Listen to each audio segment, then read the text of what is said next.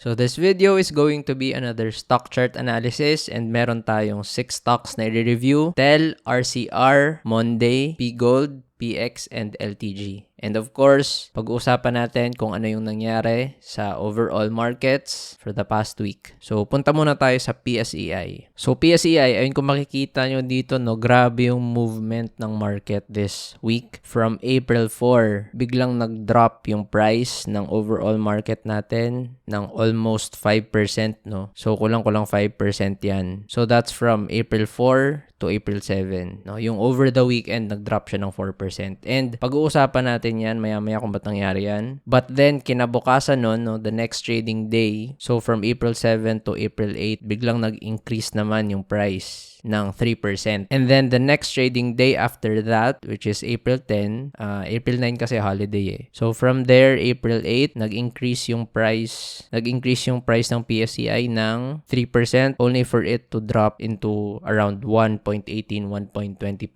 gain at the end of the day. And then, just yesterday, nagkaroon ulit ng bentahan. So, from here, nagkaroon siya ng low na 1.73%, pero nabawi niya yun, no, at halos nag-close lang din sa same level. And then, bumalik na ulit sa range technically. So, pumasok na ulit dun sa consolidation yung PSEI. So, now let's unpack kung ano yung nangyari, no, sa overall markets this past week. So, April 4 is the last trading day, no, of the first week of April. So, Friday yan, yung April 4. And then, of course, wala tayong trading ng 5 and 6 kasi syempre, weekend yon, Saturday and Sunday. Pero ito kasi yung naging importante na announcement, no, from the White House. So, sa US to, no. So, nag-impose kasi si President Trump ng tariff, no, 10% tariff on all countries. And magte-take effect daw siya ng April 5, 12:01 a.m. And since yung Philippines is advanced tayo ng oras, no, sa US ng lagpas 12 hours, so bali magte-take effect siya, no, dito sa Pilipinas ng April 5, 12 noon naman, no. So pahapon na. It's either 12 noon or 1 p.m. or 2 p.m. basta around that time. And since sarado yung market, no, because that's a Saturday, syempre walang mangyayaring galaw sa market nun kasi sarado nga. So that's why yung negative effect nung news na yon na factor in lang nung April 7, which is syempre Monday. So nabasa na ng mga market players, no, yung mga nangyari, na inform na sila ng possible na mangyayari na negative sa industries, 'di ba, sa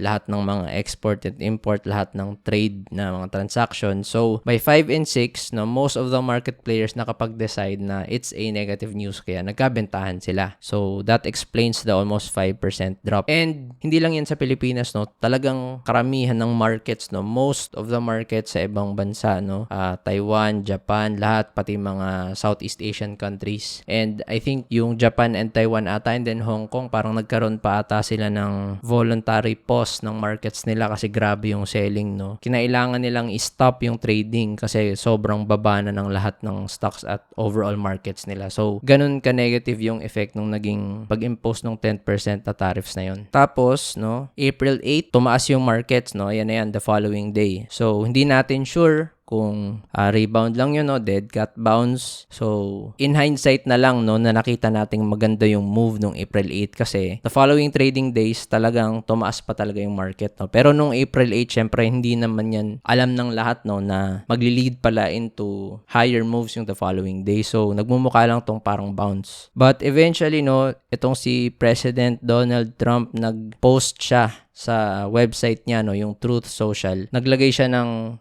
parang in a way tweet to pero ang tawag nila is parang iba dun sa kanyang website. So, nakalagay, this is a great time to buy, no? So, sinasabi niya na kahit nag-drop daw yung mga markets, basically, ito na yung time para pumili ka. Kasi probably, sinasabi niya nalalakas na yung economy ng US dahil sa mga in-impose niyang tariffs. So, April 9 to, no, 9:37. So, again, add lang tayo ng plus 12 hours, no? So, basically, April 10 to ng umaga. Kasi 9:37 yan ng gabi na post So, April 10 ng 9 ng umaga yan. So, nangyari tuloy nung April 10, tumaas yung overall market, no? So, basically, sobrang unpredictable nung nangyari kasi nag-impose ng tariffs, 'di ba? Tapos, akala ng lahat, syempre, masama yun kasi grabe yung mangyaring mga trade wars, no? Sa mga transactions ng iba't ibang countries, hindi lang sa US. Tapos, bigla niyang sasabihin na now is the great time to buy. Ngayon kayo dapat bumili na pababa yung market. So, nag-rally ngayon yung market kasi maraming market players na naniniwala sa pwede niyang gawin na baka may baguhin siyang something dun sa inimpose niyang tariffs or baka bawiin niya or baka hindi siya seryoso dun. And then, ayun nga, eventually,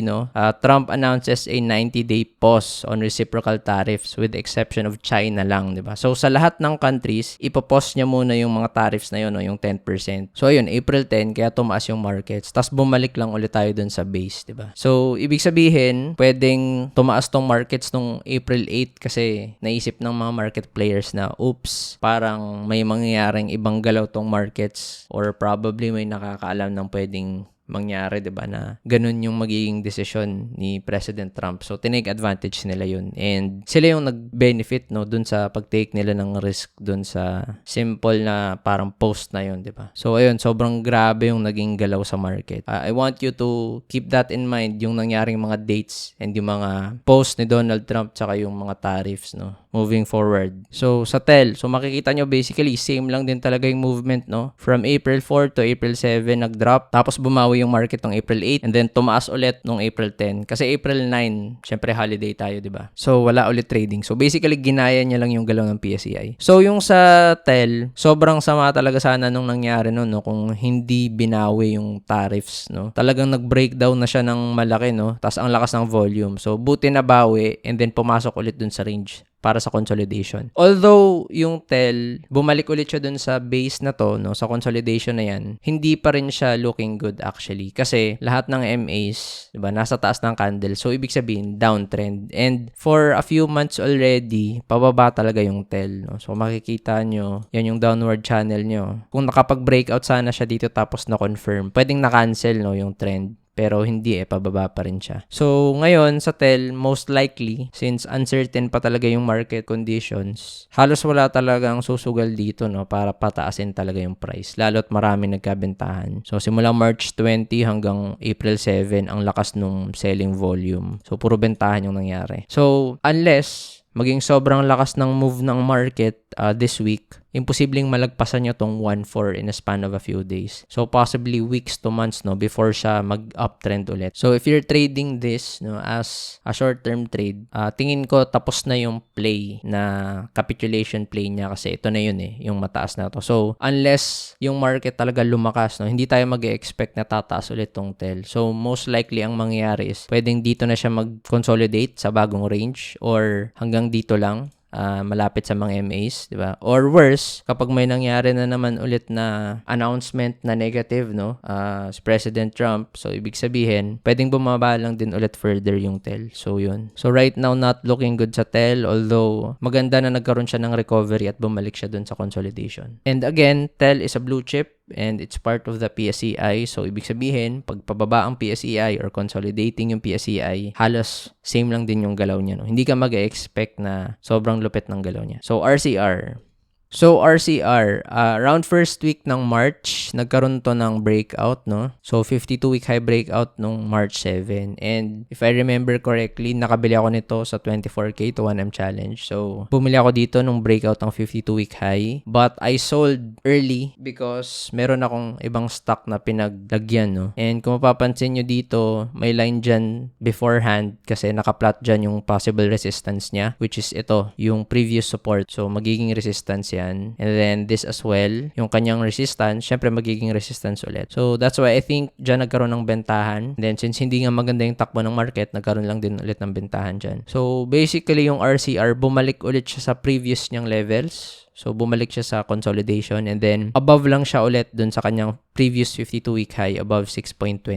So, ngayon, not looking good sa RCR because it's a part of a consolidation na bagong kinecreate, So, below MA20, you don't expect it to move higher in the short term kasi below siya ng MA20. Although, above siya ng MA50 tas MA100. So, it means that the longer term trends are still intact, Kung hindi naman siguro nagkaroon ng announcement ng mga mga tariffs or kung hindi nag-take effect yun, most likely ito lang yung magiging range sana niya. So yung maliit na yan. Kaso itong move nga na to is na-create nung grabing galaw, no, unpredictable na galaw ng market. Nag-kick in yung volatility niya. So sa RCR, if you enter this trade because of a short-term plan, most likely hindi na matutuloy yung pag-uptrend niya. Unless lumakas ulit yung market. So, most likely, consolidation ulit yung mangyari dyan. Parang tell lang din, no? Nabawi niya, tapos bumalik lang ulit sa previous base or sa previous levels niya. So, pag bumaba ulit yung market, kapag pumangit ulit yung mga announcements, syempre, bababa din ulit yun. But of course, if you're in it for the long-term investment, dividend play, then okay because napababa yung price, no? Kung pasok na dito yung monthly na peso cost averaging, then the better because bumaba yung price, mas marami kang mabibiling shares for that dividends. So next up, Monday. So, Monday, ayun, nag-drop siya nung April 7 and then sumakto na nag-breakdown pa rin siya, no, sa support na 6.65. Nag-breakdown pero nabawi. So, ito yung naging support opportunity niya, no? In a way, capitulation play. Tapos, tumaas ulit and then bumalik ulit dun sa kanyang previous base. So, may mga shinake out lang dyan tapos may mga nakapasok ulit after ng bentahan. So, basically, same pa rin yung nangyari sa Monday, no? Andun ulit siya sa consolidation, yun sa support. So, kung hindi sana nagkaroon ng bawi, no? Kung nagtuloy-tuloy yung breakdown, ito yung next support niya, 6.0926. So, sa Monday, I think, na-review ko na rin to. A few weeks past. So, na-mention ko na mahirapan din to mag-uptrend, no? Kasi yung range talaga niya ngayon is ito, no? Meron siyang double top dito sa 8.53. So, unless ma-overcome niya yan, so, hindi tayo mag-expect ng uptrend. So, most likely ang mangyari sa Monday is kung hindi na bumaba yung market, magko-consolidate lang to ng matagal. So, most likely bababa yung MA100 and then dun siguro ito magta-try for the reversal ng trend, no? Kasi pag nag-breakout siya dito sa range na to, above na siya sa lahat ng MAs. But of course, unless malagpasan niya tong level na to, itong 8.60, 8.61, then hindi pa natin masasabi talaga na uptrend siya. So, next up, P-Gold.